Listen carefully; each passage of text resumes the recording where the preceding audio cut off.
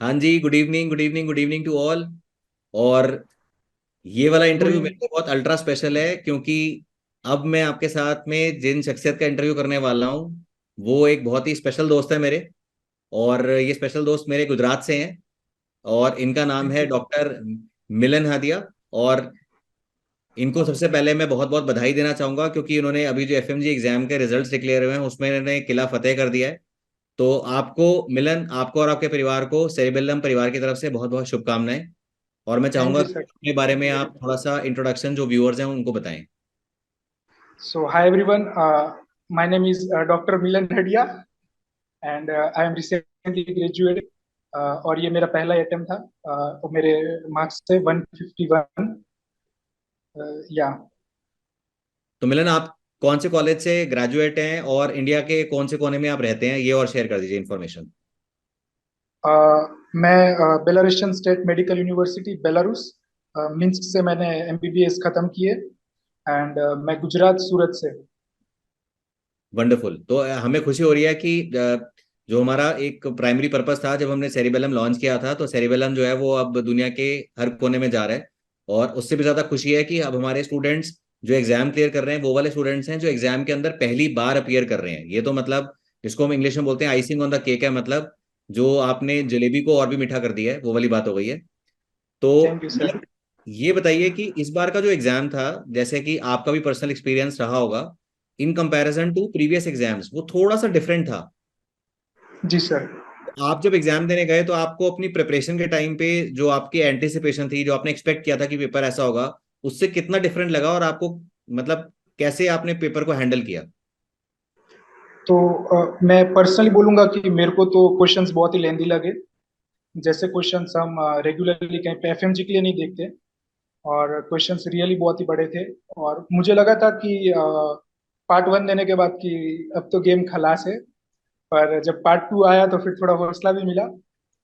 मैं कहूंगा कि पीवाईक्यू से ज्यादा पीवाईटी ज्यादा इम्पोर्टेंट है और पीवाईटी पे ही ज्यादा ध्यान ध्यान देना चाहिए। और थोड़ा इन डेप्थ देखना चाहिए, क्योंकि अब जो एफएमजी अब जो रूप ले रहा है, अब जो उसका स्वरूप है वो थोड़ा अलग है, मतलब प्रीवियस एफएमजी से। और इस एफएमजी में स्पेशल ये था कि अगर तुम्हारे पास कंसेप्ट है तो तुम डेफिनेटली पास हो सकते हो। तो बार बार जो आप में से बहुत सारे लोगों को पीवाई टी चीजें पता होंगी। जो लोग शायद इसको पहली बार सुन रहे हैं उनको लिए बता देता हूँ। पीवाई क्यूज होते हैं प्रीवियस ईयर क्वेश्चंस, और पीवाई टीज होते हैं प्रीवियस ईयर टॉपिक्स। तो जैसा कि डॉक्टर मिलन ने आपके साथ शेयर किया कि क्वेश्चंस आ रहे हैं लेकिन उन्हीं टॉपिक्स में से आ रहे हैं। लेकिन ऐसा जरूरी नहीं है कि सेम क्वेश्चन जो पहले आ चुका हो एग्जाम में वो उसी तरीके से रिपीट हो जाए। अब इसका इम्पोर्टेंस क्या है? इसका इम्पोर्टेंस ये है कि बहुत सारे लोग जब प्रिपरेशन कर रहे होते हैं तो काफी सारे प्लेटफॉर्म्स पे या काफी सारे ऑफलाइन इंस्टीट्यूट्स के अंदर आप ऐसा करते हैं कि एक लाइन एक वर्ड, है ना, या ये कीवर्ड और ये चीज ऐसे रटवाया जाता है आपको। उस चीज की इंपॉर्टेंस थोड़ी सी कम है। और जिस चीज की इंपॉर्टेंस ज्यादा है वो है आपके स्ट्रॉन्ग फंडामेंटल्स और आपके स्ट्रॉन्ग कॉन्सेप्ट्स। तो मिलन, क्योंकि अब आप, मैं ऐसा बोलूंगा कि रेस के उस पार हैं, अब आप फिनिश लाइन के उस पार हैं और आप मतलब जी सर। जीत चुके हैं। तो आपको वो लोग जो सुन रहे हैं, चाहे वो आपके अपनी यूनिवर्सिटी के हो या दुनिया के किसी कोने में हो, उनको आप कैसे गाइड करना चाहोगे कि कौन सा आइडियल टाइम है जिस समय पे उनको प्रिपरेशन करनी चाहिए? अगर वो यूनिवर्सिटी एग्जाम के साथ में पढ़ाई कर रहे हैं तो क्या उनको साथ साथ ही एमसीक्यू लगाने चाहिए या वेट करनी चाहिए कि इंटर्नशिप की उसके बाद करें? जी सर। सो इस पे मेरा स्ट्रॉन्ग व्यू है कि जो सब कहते हैं कि लास्ट सिक्स ईयर में हो जाएगा हो जाएगा, पर ऐसा नहीं होता है। आइडियली तुम लोगों को एफएमजी के लिए मिनिमम थ्री फोर्थ ईयर तो स्टडी करनी चाहिए। और अगर तुम्हारे कॉन्सेप्ट बने होंगे और ऐसा बेस होगा तो तब जाकर तुम सिक्स ईयर में एमसीक्यू पे आ जाओगे और फिर तुम एग्जाम देने के लिए प्रिपेयर हो जाओगे। और 6 मंथ वाला मेरा कॉन्सेप्ट नहीं है। प्रिपरेशन तो थ्री और फोर्थ ईयर की होनी चाहिए। यही मेरा कहना है। और तो मिलन ने लास्ट के बिल्कुल टाइम ऐसी पर। चीज बोली जो रेपिटेशन है। जैसे हम बोलते हैं कि इतना ज्यादा कोर्स है, अगर आप सोचोगे कि वो 6 महीने में आप कवर कर लोगे तो ऐसा नहीं मैं बोलूंगा इम्पॉसिबल है, लेकिन आपके लिए कष्ट बढ़ जाएगा। आपको नंबर ऑफ आवर्स बहुत ज्यादा देने पड़ेंगे और फिर उसमें जी सक्सेस सर। के चांसेस जो है वो रिलेटिवली कम हो जाते हैं। लेकिन अगर आप जी थोड़ा सर। पहले से प्रिपरेशन स्टार्ट कर देंगे तो आपके लिए चीजें थोड़ा थोड़ा करते हुए, रेगुलर बेसिस पे करते हुए, आपका कोर्स टाइम से खत्म हो जाएगा। आप रिवीजन ज्यादा कर पाओगे, आप एमसीक्यू साथ में प्रैक्टिस कर पाओगे, और एग्जाम में जाते हुए आप अपने आप को मेंटली काफी कंफर्टेबल फील करोगे। जी सर, जी सर। मिलन, अगर मैं आपसे पूछूं कि आपके कुछ ऐसे सब्जेक्ट्स जो आपको बिल्कुल लगता था कि इसमें तो मैं मतलब बहुत ही अच्छा स्कोर कर दूंगा कि पेपर का कैसा भी लेवल आए, ये मेरे फेवरेट सब्जेक्ट्स हैं, और साथ साथ ये भी चाहूंगा कि जी उनके बारे में भी जरूर बताइएगा कि उन सब्जेक्ट्स को आपने पर्सनली कैसे हैंडल किया जो आपके थोड़े से कम स्ट्रांग थे, या थोड़े से मैं कहूंगा जिनमें आपको प्रॉब्लम आती थी, तो क्या उनको बिल्कुल छोड़ देना चाहिए या उनके लिए कुछ स्पेशल टेक्निक आपने इस्तेमाल करी? दोनों के बारे में बताना, जो आपको अच्छे हैं उनका भी और जो आपके उतने अच्छे नहीं है वो भी। सो मेरे बहुत ही स्ट्रॉन्ग सब्जेक्ट थे pathology, pharma, surgery and OBGY and medicine. तो ऑब्वियसली मैं पार्ट टू में ही स्ट्रॉन्ग था। पार्ट वन मेरा इतना अच्छा नहीं था। और पार्ट टू में तो रिलेटिवली पार्ट वन के कंपैरिजन में मुझे इस साल इजी लगा। और बहुत ही सारे पीवाईटी प्रीवियस ईयर टॉपिक्स थे, तो थोड़ा सपोर्ट भी हो गया। और पार्ट वन में मैंने जो अप्लाई किया था कि काम रहना है, क्योंकि पता है कि पार्ट टू आने वाला है, उसी में स्कोर करेंगे। पार्ट वन में मेरा ये था कि अगर दो ऑप्शन भी अगर रूल आउट हो जाते तो फिर आंसर टिक करके आगे बढ़ जाना है। तो वही रूल आउट वाले ऑप्शंस पे मैंने रिलाई किया था, और मैं उसी से ही चल रहा था। ये जो स्टूडेंट्स, मिलन, आपने देखा होगा प्रिपरेशन के टाइम पे, शायद आपने भी सुना होगा कि स्टूडेंट्स बोलते हैं कि 19 के 19 सब्जेक्ट करने की जरूरत नहीं पड़ती, कुछ सब्जेक्ट्स को अपन छोड़ सकते हैं। आप क्या इस चीज को रिकमेंड करोगे? नहीं सर, ये अभी अभी के हिसाब से तो बिल्कुल ही गलत है। पहले चलता होगा ये कॉन्सेप्ट, पर अभी जो जो जो अभी के लास्ट 3-4 ईयर के एफएमजी पेपर है, उसमें लिटरली कोई डिफरेंशिएट नहीं कर सकता कि पार्ट वन क्या है, पार्ट टू क्या है। क्योंकि पार्ट वन में एक क्वेश्चन आया था ओसबेन वेव, सॉरी, डब्ल्यू पे, जो मेडिसिन में आता है। तो आइडली वो पार्ट वन में नहीं आना चाहिए, पर वो मेडिसिन का क्वेश्चन था, और बहुत ही सारे मेडिसिन के क्वेश्चन पार्ट वन में ही थे। पार्ट टू में बहुत ही कम थे। तो मैं तो ये कहूंगा कि एक भी सब्जेक्ट छोड़ना नहीं है। और क्योंकि सारा इंटीग्रेशन है, सब कुछ ही इंटीग्रेटेड है, तो सारे ही सब्जेक्ट पढ़ने चाहिए। और थोड़े डिटेल से पढ़ने चाहिए जो क्वेश्चंस आ चुके हैं और जो टॉपिक आ चुके हैं। अगर आप जैसे प्रिपरेशन कर रहे हैं मिलन, तो आपने कोई स्पेशल चीज इस्तेमाल करी? जैसे आपने सेरिबेलम को एज अ रिसोर्स यूज किया, तो आपने क्या पाया कि उसके अंदर क्या चीज सबसे ज्यादा यूजफुल थी? क्या आपको लगा कि उसके अंदर जो एफएमजी लाइव सेशंस होते हैं वो एक एडेड एडवांटेज था अगर हम बाकी प्लेटफॉर्म से कंपेयर करें, या फिर आपको लगा लास्ट मिनट रिवीजन के लिए जो क्विक रिवीजन के नोट्स हैं वो यूजफुल हैं, या फिर एज यूजुअल जो बहुत सारे लोगों को लगता है कि जैना मैम का जो लास्ट मोमेंट पे वो लेती हैं बीटीआर सेशंस थे वो आपको यूजफुल लगे? इसमें से कौन सी चीज आपको पर्सनली काफी जिसने फायदा दिया? तो मेरे को पर्सनली फायदा दो चीज से हुआ है सेरिबेलम की एप्लीकेशन से। सबसे पहले जो लाइव सेशंस आए, जो मिशन 200 था, जो जो बहुत ही बढ़िया था, क्योंकि वो बहुत ही कम टाइम में लिया गया, क्विक रिवीजन था। और उसी की वजह से सारे मतलब सब जो नॉलेज था वो ब्रसअप हो गया। जो लास्ट के डेज पे चाहिए, मतलब लास्ट के 1 मंथ में तुम्हें इतना ही पढ़ना है जितने तुम्हारे टॉपिक्स होते हैं, तो वो बहुत ही ज्यादा फायदेमंद था।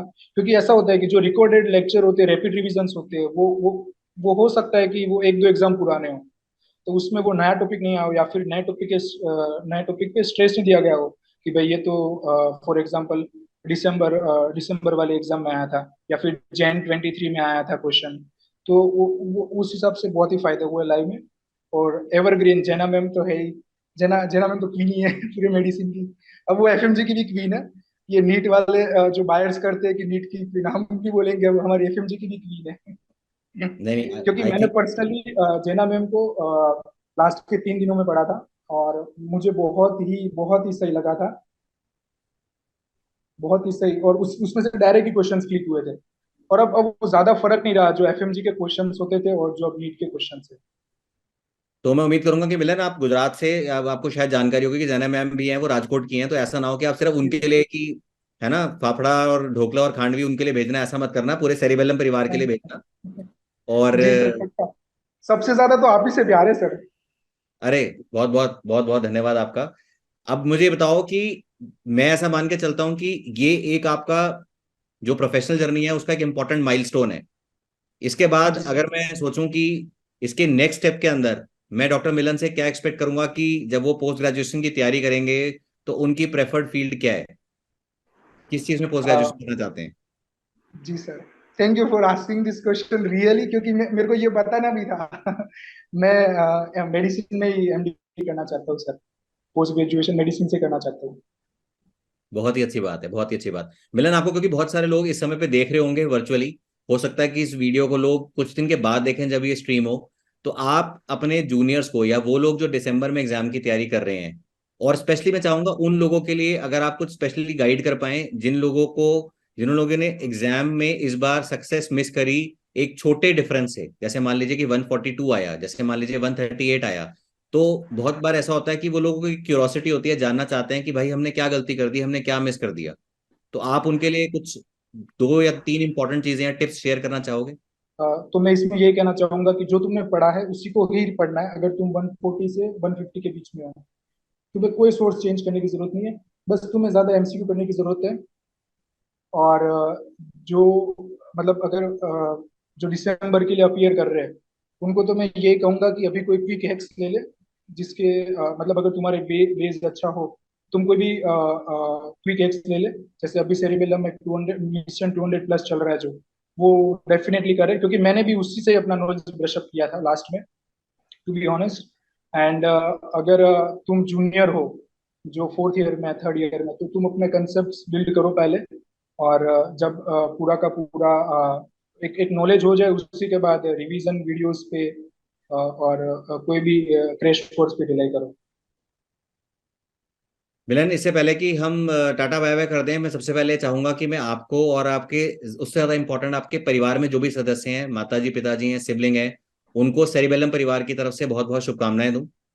और थैंक यू ऐसे सर। ही मैं आपसे जानना चाहूंगा कि सेरिबेरम परिवार के, वैसे तो सभी लोग बहुत प्यारे हैं, लेकिन उस परिवार के अंदर कुछ विशेष लोग जिनका आप नाम लेना चाहें, या जिनके वजह से आपको लगता है कि सब्जेक्ट में इंटरेस्ट आया, या फिर आपको लगा कि एग्जाम में जब आपने दिया तो कभी कभी लाइव सेशंस में कही हुई कुछ बातें, कभी कभी कुछ मोटिवेशनल कोट होता है, कोई फैक्ट होता है, कोई इंपॉर्टेंट पॉइंट होता है जो आपको एग्जाम में याद आया और जिनका स्पेशल नाम लेना चाहें?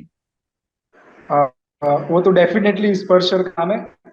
मैं अपनी पूरी की पूरी जर्नी स्पर्श सर को ही दूंगा, क्योंकि अरे नहीं नहीं, मेरे जब मेरे मैंने मेरे बिगिन अलावा किया था, वो ऐसा लगेगा नहीं तो कि क्या था। मैंने मैंने आपके साथ ये इंटरेक्शन किया, तो वो मेरे लिए मेरे अलावा। नहीं सर, आपके अलावा, आपके अलावा तो फिर मैंने सबसे ज्यादा फिर जैना मैम का बीपीआर सेशन यूज किया है, जो नीट पीजी के लिए होता है।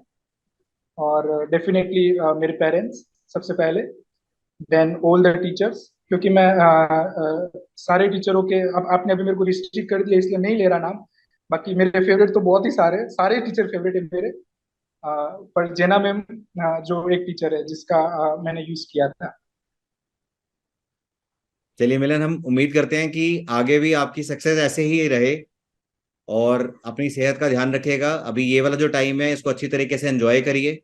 ईश्वर आपको और ज्यादा कामयाब बनाए और आपको और ज्यादा ऐसे मौके दे जब आपके सेलिब्रेशंस कंटिन्यू करें, और आप हमें अपने सेलिब्रेशंस में हमेशा ही अपने साथ पाएं।